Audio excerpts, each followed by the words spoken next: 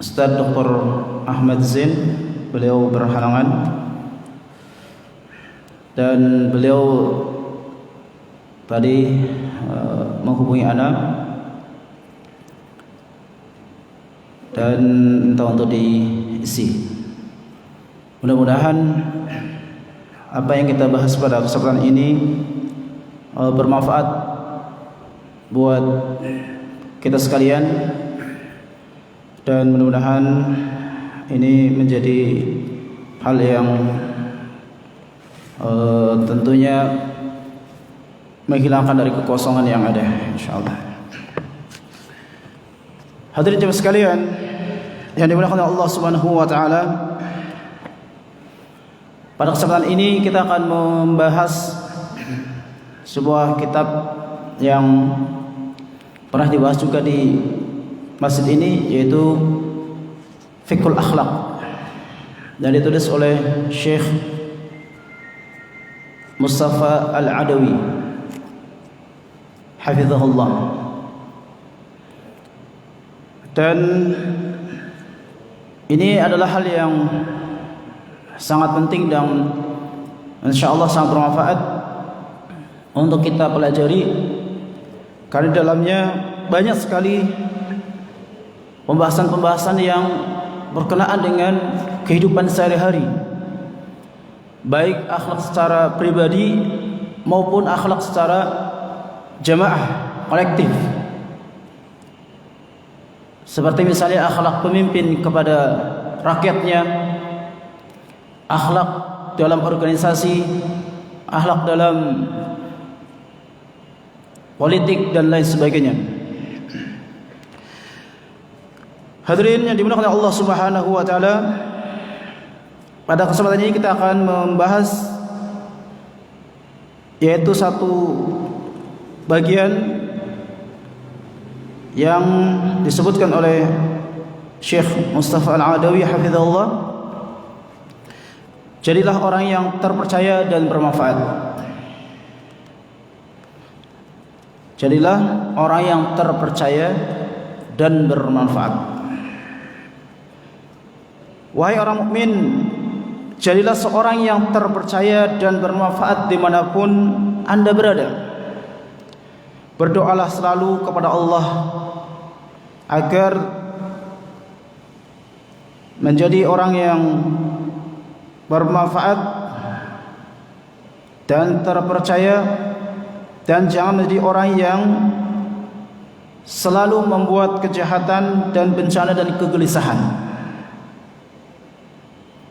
Berusahalah agar orang-orang merasakan kebaikan dalam berbagai macam sisi kehidupan dan bisa memetik cinta kasih Anda. Coba ingat-ingat sabda Nabi sallallahu alaihi wasallam ketika beliau disembuhkan oleh Allah dari sakitnya. Beliau mengatakan, "Amallah faqad syafani wa akrahu an uthira ala ahadin minan nas syarra." Sungguh Allah telah menyembuhkanku dan aku telah berniat dan aku tidak berniat untuk membuat orang lain melakukan kejahatan. Hadis riwayat Bukhari dan Muslim. Jadi Nabi SAW disembuhkan oleh Allah Subhanahu wa taala agar tidak ada kejahatan-kejahatan lebih besar, baik untuk dirinya ataupun untuk umatnya.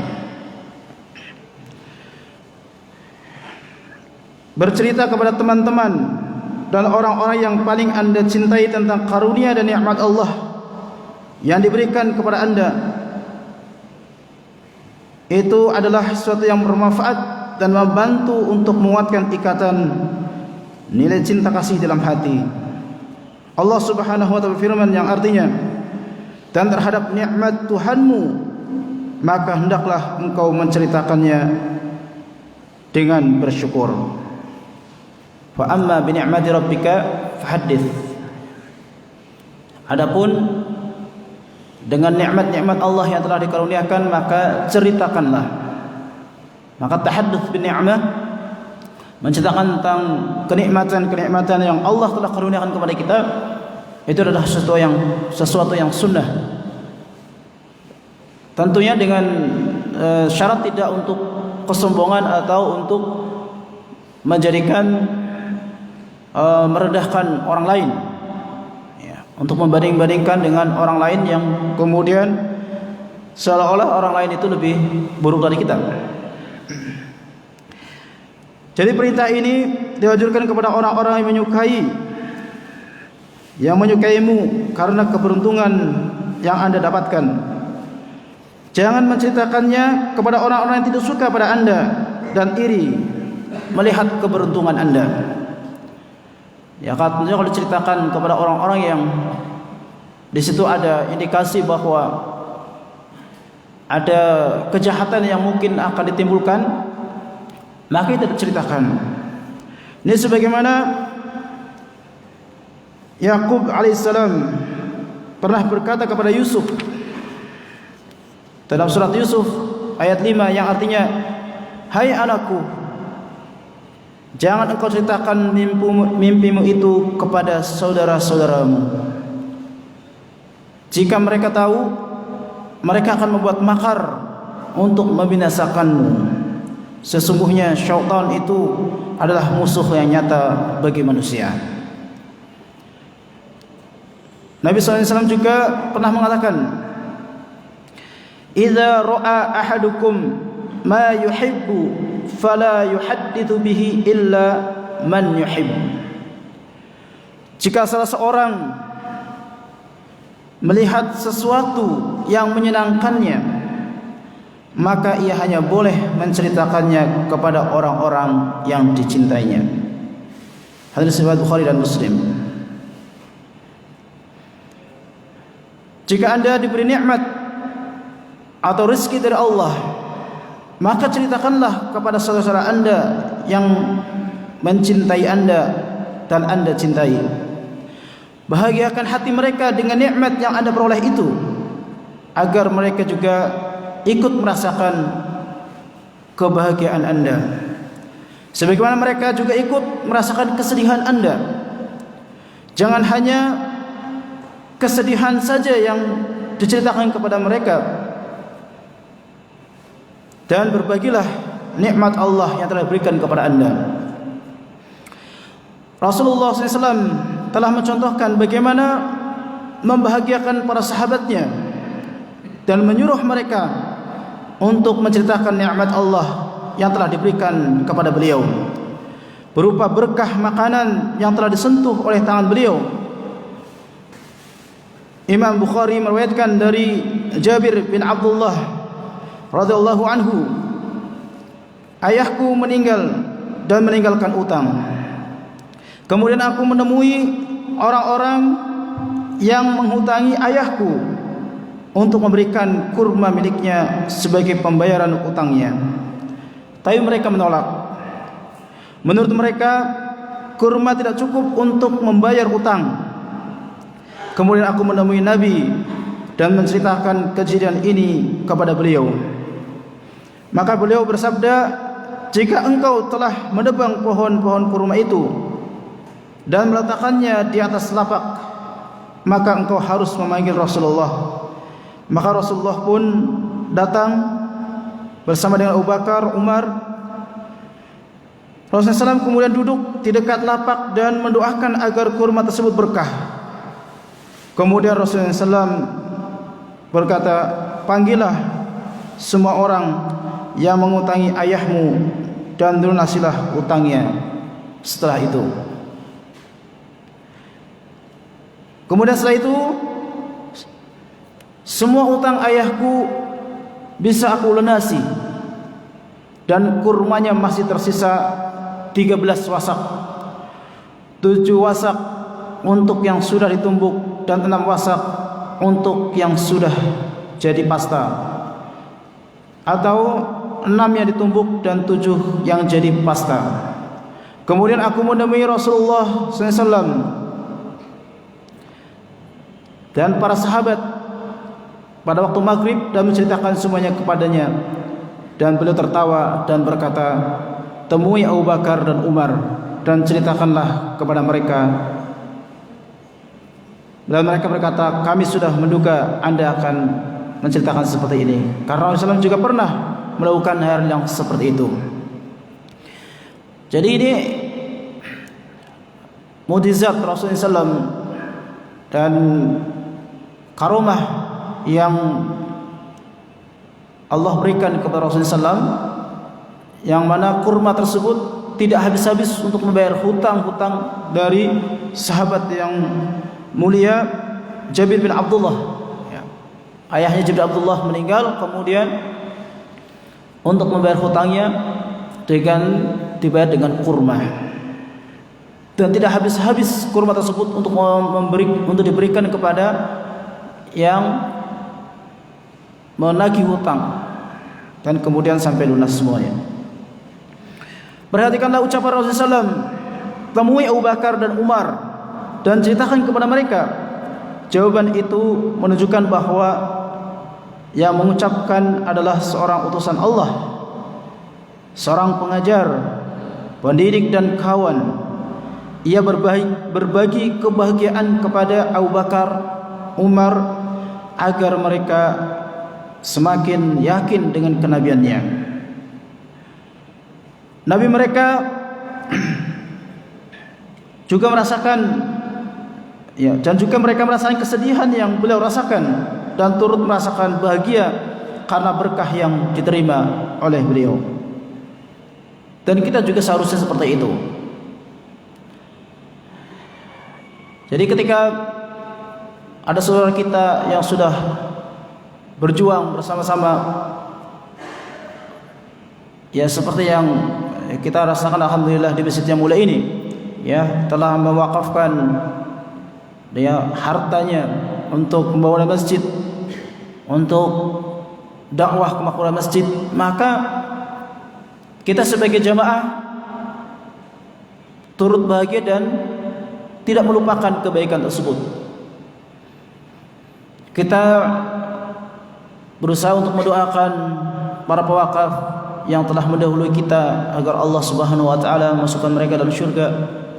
Dan kita juga mendoakan kepada para donatur, para jamaah yang telah andil dalam pembangunan masjid ini, ya, dengan doa-doa terbaik kita. Jadi kita bukan hanya melibatkan mereka dalam kesulitan, tapi kita juga harus melibatkan mereka dengan kebahagiaan dan kesuksesan yang telah diraih. Kita tentunya hadir di masjid ini tidak langsung melihat masjid yang mulia ini seperti ini. Ini adalah bertahap dan proses yang panjang. Maka dengan seperti itu, maka kita akan lebih menjaga tingkah laku kita agar tidak kemudian menyakiti saudara kita yang telah bersusah payah untuk bangun masjid ini. Kalau ada kekurangan-kekurangan, ada hal yang masih butuh diperbaiki, maka kita bicarakan dan kita musyawarahkan. Hadirin jemaah sekalian yang dimuliakan Allah Subhanahu wa taala. Beliau mengatakan, jangan membagi kesedihan kepada ibu dan teman-teman Anda setiap hari. Ya, terutama ini ke orang tua ini, kita juga perlu untuk menjaga agar orang tua kita tidak terbebani dengan masalah-masalah yang kita hadapi. Kalau misalnya kita ada masalah, cukup minta ke orang tua untuk didoakan, ya.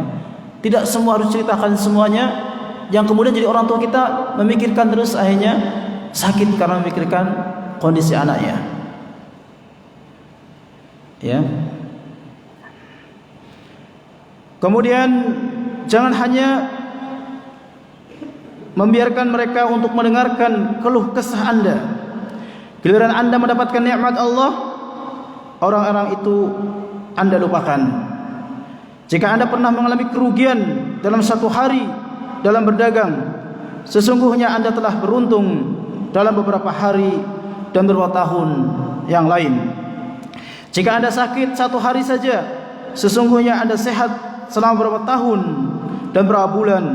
Karenanya berbagilah cerita tentang nikmat Allah yang telah Anda terima, agar dampak dari nikmat itu terlihat pada dirimu, dan orang-orang mencintaimu dan dapat menyaksikan nikmat Allah yang ada pada dirimu. Tunjukkanlah dan perhatikanlah dan peringatkanlah mereka akan karunia Allah. Hadirin jemaah sekalian yang dimuliakan Allah Subhanahu wa taala. Jadi ini satu hal yang perlu untuk kita bangun dalam diri kita, untuk menjadi orang-orang yang optimis. Orang yang ketika menghadapi masalah itu dia berusaha untuk tetap optimis untuk mendapatkan solusi. Fa inna ma'al usri yusra. Maka sesungguhnya setiap ada kesulitan, maka di sana banyak kemudahan-kemudahan yang Allah telah siapkan. Hadirin jemaah sekalian yang dimuliakan Allah Subhanahu wa taala. Berikutnya adalah bab tentang berkaitan dengan musyawarah. Musyawarah ini adalah hal yang sangat penting. Sehebat apapun kita membutuhkan yang namanya orang lain dalam urusan-urusan kita, untuk kita musyawarahkan, untuk kita bekerja sama. Nabi SAW beliau sering bermusyawarah bersama dengan para sahabatnya radhiyallahu anhum ajma'in. Karena maaf sebentar.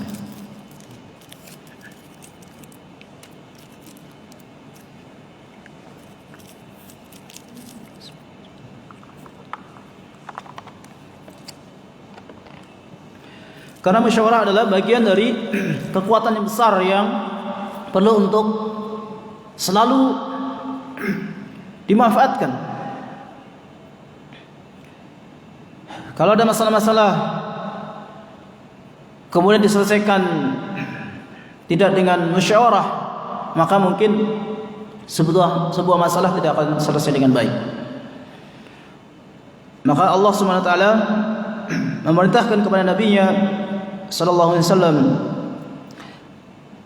dalam firman-Nya dalam surah Ali Imran ayat 159 yang artinya, karena itu maafkanlah mereka, mohonkanlah ampun bagi mereka, dan bermusyawarahlah dengan mereka dalam urusan-urusan itu.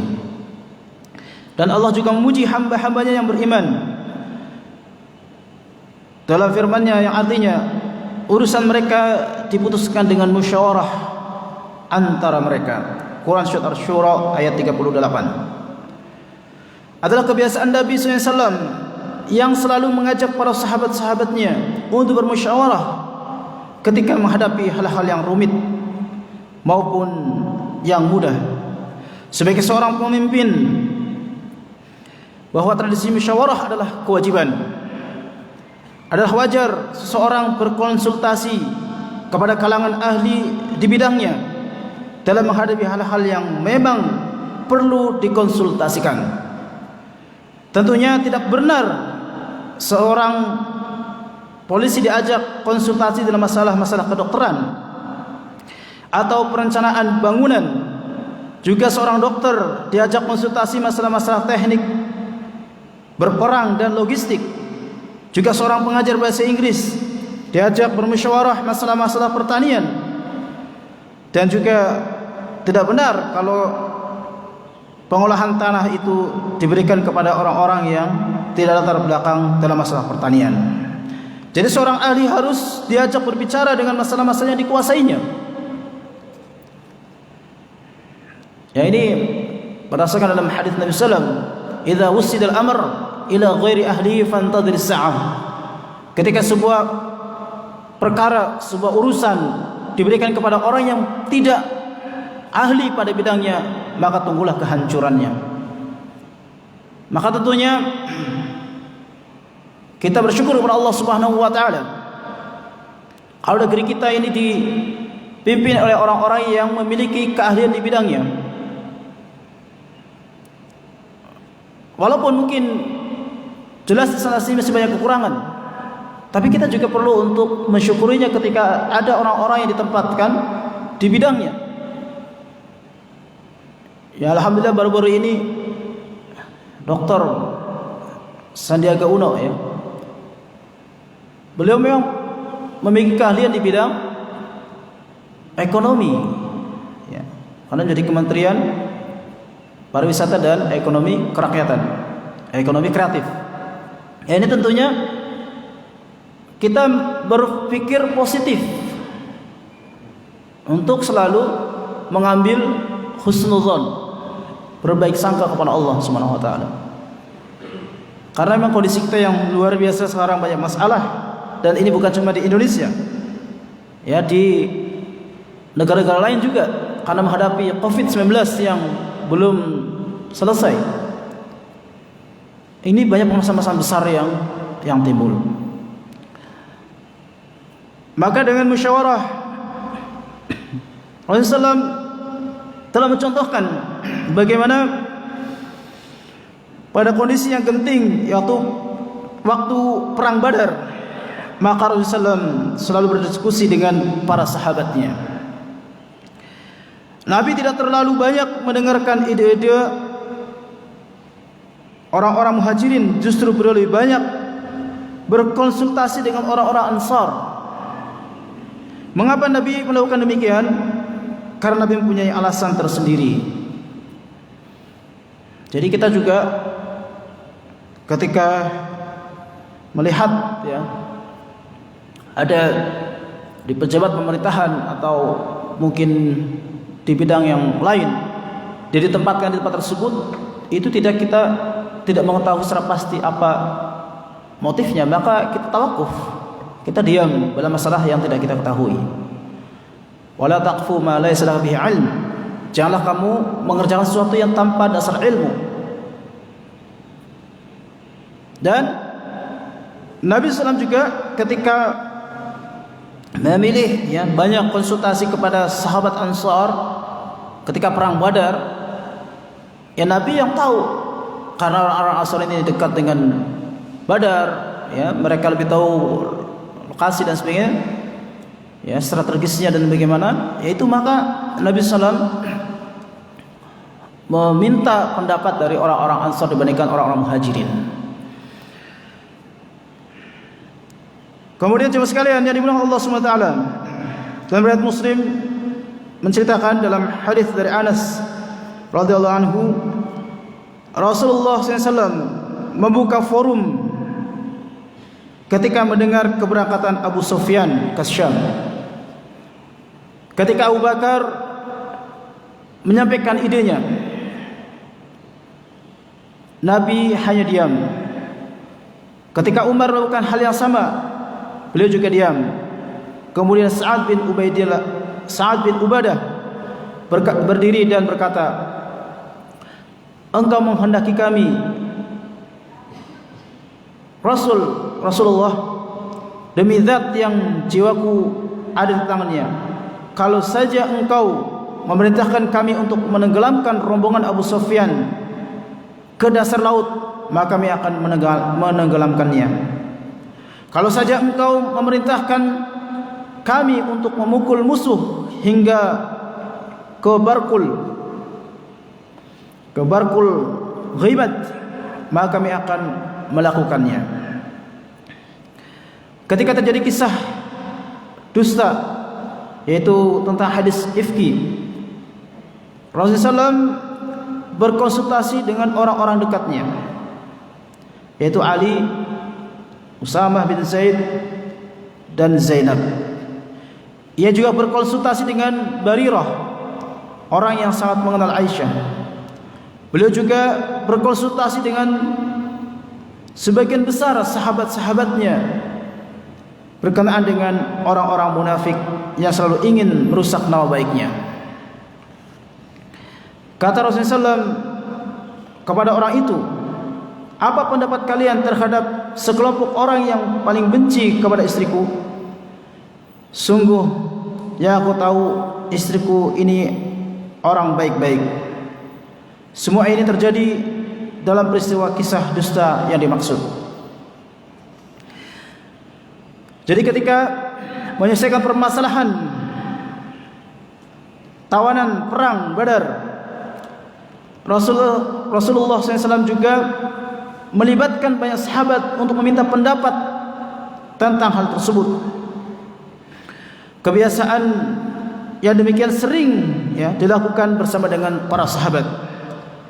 Abu Bakar selalu berbicara dengan para sahabatnya ketika menghadapi permasalahan sulit, sementara Umar lebih sering melakukan hal-hal yang sama yang telah dicontohkan oleh Rasulullah SAW. Namun tidak setiap tindakan harus meminta pendapat setiap orang terlebih dahulu. Cukuplah bahwa Anda yakin akan kebenaran sikap Anda. Setelah itu kemudian bertawakal kepada Allah. Jika ada orang yang mengungkapkan pendapat tentang satu masalah dengan dukungan dari Al-Quran dan Sunnah atau ijma', maka tidak boleh mengabaikan dari Al-Quran dan Sunnah ijma' tersebut. Berbeda halnya jika permasalahan yang dihadapi itu masih diperdebatkan, maka pilihannya adalah pendapat yang paling positif, yang mendapat dukungan dalil yang paling kuat dan lebih mengacu kepada kemaslahatan umum. Jadi satu hal yang perlu kita bangun dalam kehidupan kita sehari adalah kepercayaan orang kepada kita dan nama baik. Dan ini telah Allah Subhanahu wa taala jadikan kepada Nabi sallallahu alaihi wasallam. Wa rafa'na laka dzikrak. Dan kami telah angkat engkau penyebutannya. Di dalam surah Al-Insyirah, penyebutan Nabi sallallahu alaihi wasallam itu selalu disebut dalam iringan lafzul jalalah. Asyhadu an la ilaha illallah, asyhadu anna Muhammad Rasulullah. Jadi penyebutan persaksian kepada Allah, kemudian persaksian kepada Rasulullah. Wa ati Allah wa ati Rasul. Taat kepada Allah dan taat kepada Rasul. Ini adalah salah satu upaya yang Allah Subhanahu wa taala jadikan kepada Nabi kita Muhammad SAW agar kemudian dipercaya oleh umat manusia. Jadi kita perlu dalam kehidupan kita sehari untuk selalu menjaga nama baik diri kita. Makanya di sini dilarang untuk menyebarkan aib di kalangan kaum muslimin. Kalau ada kekurangan, ada hal-hal yang tidak harus disampaikan untuk orang lain, maka jangan disampaikan. Kalau justru ketika disampaikan oleh orang lain justru ini menjadi bumerang, menjadi masalah, maka jangan disampaikan. Artinya di sini kita perlu untuk memilih orang-orang yang thiqah, yang dipercaya untuk menerima apa yang akan kita sampaikan dari masalah-masalah kita. Karena hadirin sekalian yang dimuliakan Allah Subhanahu wa taala, ketika aib telah tersebar di kalangan masyarakat, maka generasi berikutnya akan mencontoh dari aib-aib yang telah tersebar itu. Ya, kalau misalnya seorang pencuri, ya dia tidak mau bertobat dari mencurinya kalau ternyata kalangannya di kalangan pencuri. Di masyarakat di situ yang masyarakatnya masyarakat pencuri. Kalau koruptor tidak berhenti koruptor, tidak berhenti korupsi karena di lingkungannya dipicu untuk korupsi.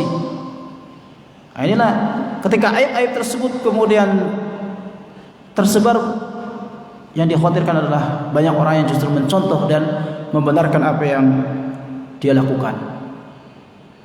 Wallahu billahi dzalik.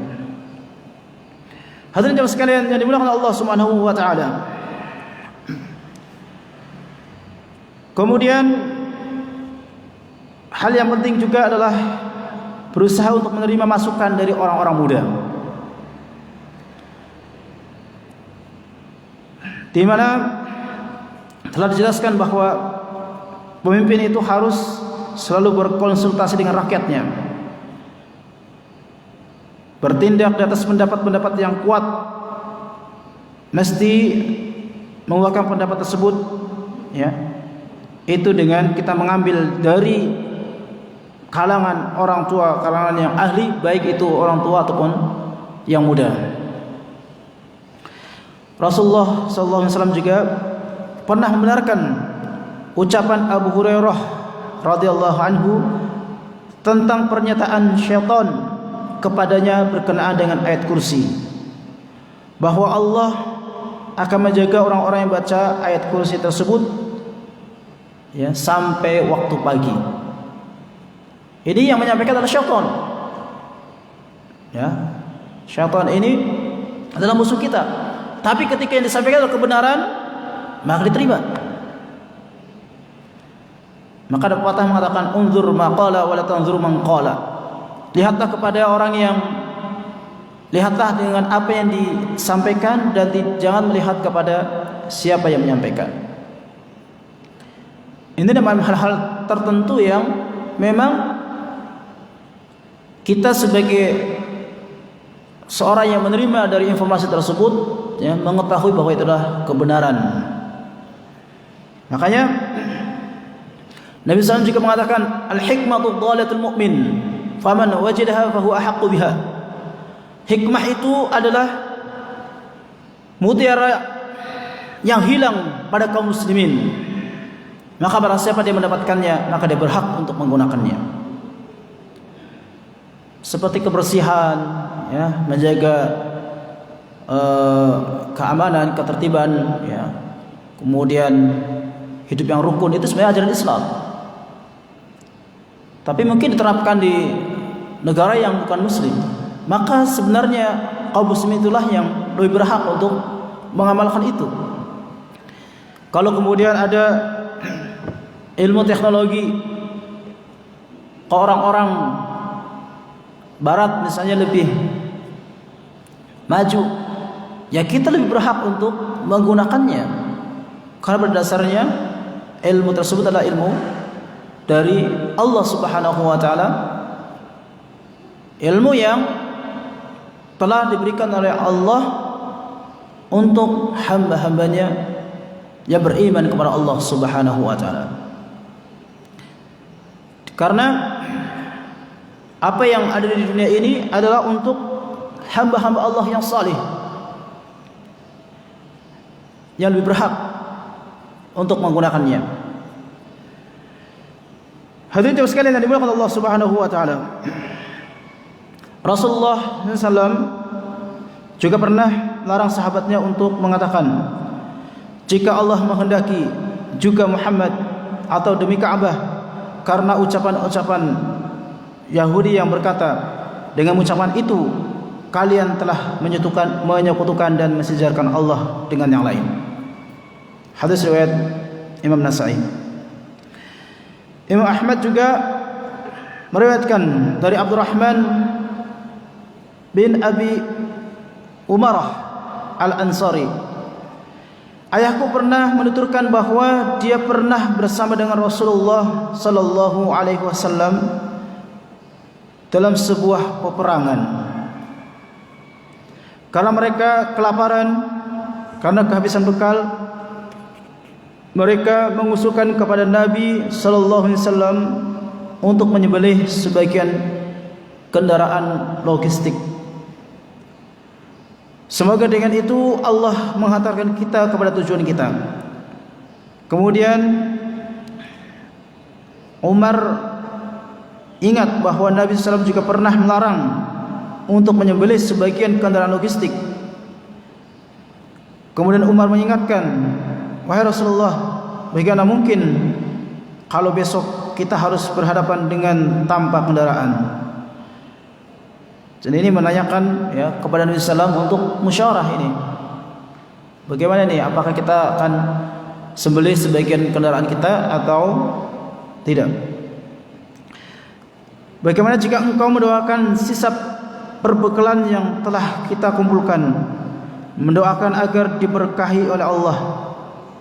karena Allah mengabulkan permohonan Anda. Sebab doamu ya akan menjadi sebab ya sisa makanan tersebut akan berkah dan cukup. Maka kemudian Nabi mendoakan sisa perbekalan tersebut dan menyuruh setiap orang untuk menyerahkan sisa makanannya. Mereka hanya mampu menyerahkan sepotong roti atau lebih sedikit, dan yang paling banyak adalah menyerahkan satu sok gandum. Kemudian Rasulullah SAW mengumpulkannya, lalu berdiri dan berdoa. Setelah itu dia menyuruh setiap anggota tentaranya untuk mengisi kantong-kantong perbekalannya dan memenuhinya. Ketika semua anggota telah mengisi penuh kantong perbekalannya, tumpukan sisa perbekalan itu masih tersisa dan tampak belum berkurang. Rasulullah SAW pun tersenyum hingga gerahamnya terlihat, seraya berkata, aku bersaksi bahwa tidak ada Tuhan selain Allah. Aku adalah utusan Allah. Dengan dua kalimat tersebut, seorang hamba yang beriman akan bertemu dengan Allah pada hari kiamat kelak, dan dirinya akan dilindungi dari api neraka. Nabi SAW juga pernah menerima pendapat Umar ketika Nabi berbicara kepadanya agar merahasiakan bahwa orang yang mengucapkan tidak ada Tuhan selain Allah akan masuk surga. Nabi minta untuk merahasiakan agar nantinya orang tidak bergantung dengan ucapan tersebut. Menyatakan kebenaran adalah sebentuk keadilan. Dalam firman Allah Subhanahu wa taala dalam surat Al-Maidah ayat 8 yang artinya, dan janganlah sekali-kali kebencian kalian terhadap suatu kaum mendorong kalian untuk berlaku tidak adil. Berlaku adillah, karena adil itu lebih dekat dengan takwa, dan bertakwalah kepada Allah. Perhatikan hadis yang diriwayatkan oleh Imam Ahmad dari Aisyah radhiyallahu anha, pernah mengatakan, Salma, sahaya perempuan Rasulullah SAW atau istri Abi Rafi, sahaya laki-laki Rasulullah SAW, datang menemui Rasulullah untuk mengadukan bahwa suaminya Abi Rafi telah memukulnya. Maka Rasulullah SAW langsung menegur Abi Rafi, apa yang engkau lakukan dan apa salah dia, wahai Abu Rafi? Abi Rafi membela diri, dia telah menyakitiku wahai Rasulullah. Rasulullah menegaskan kepada Salma, dengan apa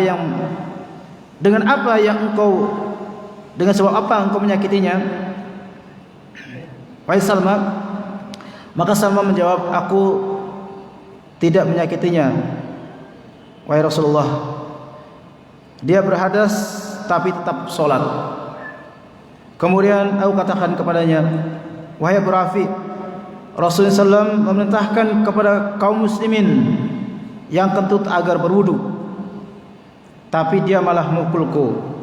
Maka Rasulullah SAW hanya tersenyum dan berkata, wahai Abu Rafi, istrimu itu menyuruhmu kepada kebaikan.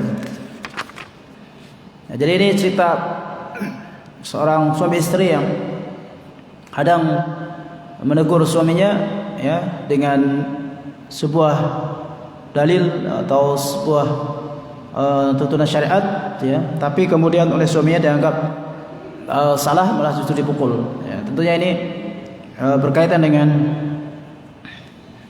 rumah tangga ya, yang tentu kita perlu untuk lebih ya berhati-hati dalam menasihati suami atau istri kita ya. Hadirin jemaah sekalian yang dimuliakan Allah Subhanahu wa taala, kita akan bahas sedikit lagi, yaitu mengenai memilih pegawai. Allah Subhanahu berfirman, sesungguhnya orang yang paling baik yang kau jadikan sebagai pekerja adalah orang yang kuat lagi dapat dipercaya. Quran surah Al-Qasas ayat 26. Jadi Al-Qawi, Al-Amin, seorang yang kuat dan terpercaya. Jadi ini tentunya hal yang kita jadikan sebagai salah satu landasan ketika kita memilih pegawai, memilih menteri misalnya ya, maka memilih pejabat-pejabat ini harus kita pilih adalah qawi, yang kuat dan amin dan terpercaya. Kuat di sini adalah kuat secara materi, kuat secara iman, ilmu, kuat secara sosial, politik, dan dari kekuatan-kekuatan yang lainnya. Karena kalau misalnya kita ambil seorang yang pemimpin yang tidak kuat, misalnya dia tidak punya harta, tidak punya ilmu, tidak punya nama baik ya, yang terpercaya di masyarakat, maka yang akan terjadi justru tidak dipercaya dan tidak mau didukung oleh orang-orang yang ada di bawahnya. Tentunya ini hal yang perlu untuk kita menjadi pertimbangan ya, bahwa dalam kepengurusan di lembaga-lembaga, di pengurusan DKM, masjid dan juga lain sebagainya, maka kita harus perhatikan orang yang memimpin kita. Apakah orang tersebut memiliki kekuatan atau tidak? Kalau tidak memiliki kekuatan secara ekonomi, secara ilmu, secara politik, sosial, apalagi namanya sudah dikenal koruptor misalnya, wah itu sudah tidak percaya lagi. Maka ya perlu kita pertimbangkan ya. Hadirin jemaah sekalian yang dimuliakan Allah Subhanahu wa taala, jadi kita tidak hanya melihat hanya kepada aminnya saja, terpercaya saja atau dipercaya atau amanah, tapi harus melihat juga segi kekuatannya. Orangnya amanah, dipercaya, tapi tidak bisa berbuat apa-apa karena nggak punya fasilitas, tidak punya daya dukung yang kuat, makanya juga mubazir, memimpin amanah yang berat tapi dia tidak mampu untuk diamanah, untuk digunakan ya. Demikianlah seharusnya memilih orang yang dipekerjakan, yang punya kekuatan dan terpercaya. Berikut juga dalam firman Allah Subhanahu wa taala, Allah berfirman yang artinya, salah seorang dari kedua wanita itu berkata, "Wahai bapakku, ambillah ia sebagai orang yang bekerja pada kita. Sesungguhnya orang yang paling baik yang kau jadikan sebagai pekerja pada kita adalah orang yang kuat lagi dapat dipercaya." Kriterianya adalah kuat atau al-qawi dan dapat dipercaya, yaitu al-amin. Dan dalam surah Al-Qasas ayat 26. Ifrit adalah jin yang menawarkan diri kepada Sulaiman untuk membawakan singgasana. Ya, singgasana Nabi Sulaiman alaihissalam. Ya, singgasananya Balqis ya, untuk dibawa ke Nabi Sulaiman. Dan berkata, "Aku akan datangkan kepadamu dengan membawa singgasana itu sebelum kau berdiri dari tempat dudukmu. Sesungguhnya aku benar-benar kuat untuk membawanya lagi dapat dipercaya." Quran surat An-Naml ayat 39. Ifrit menyebut dirinya sebagai orang yang kuat dan dapat dipercaya. Allah juga telah menjelaskan tentang Jibril alaihissalam sebagaimana yang disebutkan dalam Quran surat At-Takwir ayat 20 sampai 21, yang artinya ia mempunyai kekuatan, yang mempunyai kedudukan yang tinggi di sisi Allah, yang mempunyai arsy, ya, Allah yang mempunyai arsy, yang ditaati di sana di alam malaikat, lagi terpercaya. Allah juga menjelaskan tentang Musa alaihissalam dan dalam surat Al-Qasas ayat 14 ya, yang artinya, dan setelah Musa cukup umur dan sempurna akal, kami berikan kepadanya hikmah, kenabian dan pengetahuan. Dan demikianlah kami memberikan balasan kepada orang-orang yang berbuat baik. Menggabungkan kriteria kuat ya, dan cukup umur ya. Dan dalam kaitannya dengan cukup umur dan akal yang sempurna, ini adalah hikmah, adalah bagian dari hal yang sangat penting. Juga termasuk pengetahuan moral yang positif. Ya, yaitu orang-orang yang optimis nih. Dia punya ilmu, punya harta, punya amanah, tapi gak optimis, pikirannya pesimis terus, negatif terus. Ini jangan dipilih ya. Kami berikan kepadanya hikmah kenabian dan pengetahuan, dan demikianlah kami memberikan balasan kepada orang-orang yang berbuat baik. Dalam kriteria ini juga tercakup pengertian dapat dipercaya. Dalam menjelaskan tentang para nabi, Allah Subhanahu wa taala menyebutkan dalam Al-Qur'an yang artinya, dan ingatlah hamba-hamba kami Ibrahim, Ishak dan Yakub yang mempunyai perbuatan-perbuatan besar dan ilmu-ilmu yang tinggi. Sesungguhnya kami telah mensucikan mereka dengan menganugerahkan kepada mereka akhlak yang tinggi, yaitu selalu mengingatkan manusia kepada negeri akhirat. Quran surat Shad ayat 45 sampai 46. Allah juga menggambarkan yang mempunyai perbuatan-perbuatan yang besar. Ini penggambaran yang sebenarnya yang bermaksud mendeskripsikan kemampuan mereka, sedangkan penggambaran ilmu-ilmu mengacu kepada pengertian ilmu, kekuatan memahami dan dapat dipercaya. Terlebih jika dikaitkan dengan pernyataan, sesungguhnya kami telah mensucikan mereka dengan menganugerahkan kepada mereka akhlak yang tinggi, yaitu selalu mengingatkan manusia kepada negeri akhirat. Dengan kata lain, kami khususkan dengan satu kriteria, yaitu selalu mengingat kepada negeri akhirat. Jadi pemimpin kita ini harusnya ingat-ingat akhirat nih. Orang yang telah mencapai kualitas mengingatkan orang lain yang tentunya orang mempunyai keimanan dan juga taat dalam agama. Allah juga telah menjelaskan tentang Nabi Yusuf alaihissalam, dan tatkala dia cukup dewasa, kami berikan kepadanya hikmah dan ilmu. Demikianlah kami memberikan balasan kepada orang-orang yang berbuat baik. Quran surat Yusuf ayat 22. Ini sudah syuruk belum? Udah lewat ya. Saya lihat dari risalah. Jazakumullah khairan, barakallahu fikum. Ini penjabarannya masih panjang, tapi cukup, mudah-mudahan apa yang kita bahas ini menjadi gambaran dan optimis kita untuk tetap husnuzan, dan kita selalu doakan para pemimpin kita untuk diberikan oleh Allah Subhanahu wa taala hidayah, diberikan oleh Allah Subhanahu wa taala ilmu, ya, kebijaksanaan, ya, mencintai rakyatnya, mencintai kaum muslimin, ya, dan mudah-mudahan Allah Subhanahu wa taala mencintai mereka dan menolong mereka. Amin ya rabbal alamin. Demikian, mudah-mudahan bermanfaat. Kita akhiri dengan doa kafatul majlis. Subhanakallah bihamdik, asyhadu an la ilaha illa anta, astaghfiruka wa atubu ilaik. Terima kasih atas perhatiannya. Jazakumullah khairan. Assalamualaikum warahmatullahi wabarakatuh.